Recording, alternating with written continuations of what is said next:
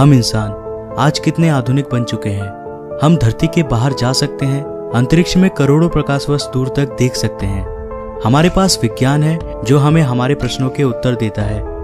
वैज्ञानिक डेटा के जरिए हमने हमारे अस्तित्व का भी काफी हद तक सही अनुमान लगाया है। पृथ्वी जो हमारा घर है, जहां हम मनुष्यों ने कई पीढ़ियां बिताई हैं, जिसने कई करोड़ सालों से जीवन को अपने अंदर आश्रय दिया है और आज भी देता आ रहा है। वैज्ञानिकों के अनुसार पृथ्वी पर जीवों की करीब 87 लाख प्रजातियां रहती है, जिसमें से केवल 15% प्रजातियों को ही हमने आज तक खोजा है।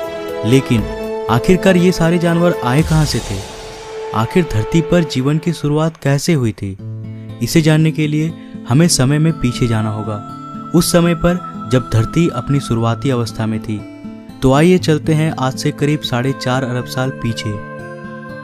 आज से करीब 4.5 अरब साल पहले चट्टान का एक बहुत ही विशाल सा गोला एक बेनाम तारे का चक्कर लगा रहा था। इसका सतह पिघले हुए लावा से बना था और इस पर जीवन का नामो निशान तक नहीं था। इस वक्त पृथ्वी पर लगातार आसमान से छोटे छोटे चट्टानों की बरसात हो रही थी। काफी लंबे समय तक यह प्रक्रिया चलती रही। इसके बाद चट्टान के इस विशाल से गोले ने एक ग्रह का रूप ले लिया। साथ ही इस ग्रह का अपना चांद भी बना। ये वही ग्रह है जहां आज हम सब रहते हैं। इस वक्त पर पृथ्वी का तापमान बहुत ही अधिक था। काफी लंबे समय बाद हमारे ग्रह का तापमान थोड़ा सा ठंडा हुआ और इस पर एक ठोस सतह का निर्माण हुआ। करीब 3.9 अरब साल पहले इसने फिर से आग के गोलों की बारिश का सामना किया, जिसे हम कहते हैं द लेट हैवी बम्बार्डमेंट।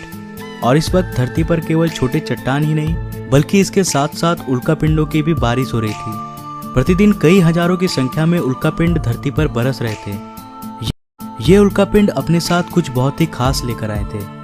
इनके अंदर जमी हुई बर्फ के क्रिस्टल्स थी, जिसने हमारी धरती पर समुद्रों का निर्माण किया और साथ ही धरती के वातावरण में नाइट्रोजन गैस भी लेकर आया।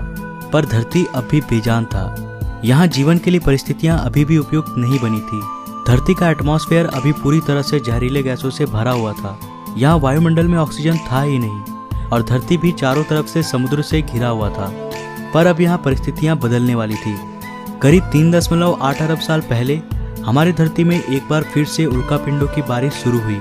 पर अब की बार ये पिंड अपने साथ केवल पानी ही नहीं लाए थे, बल्कि ये कुछ बेहद अनमोल चीज लेकर आए थे, जो धरती को जीवन देने वाला था।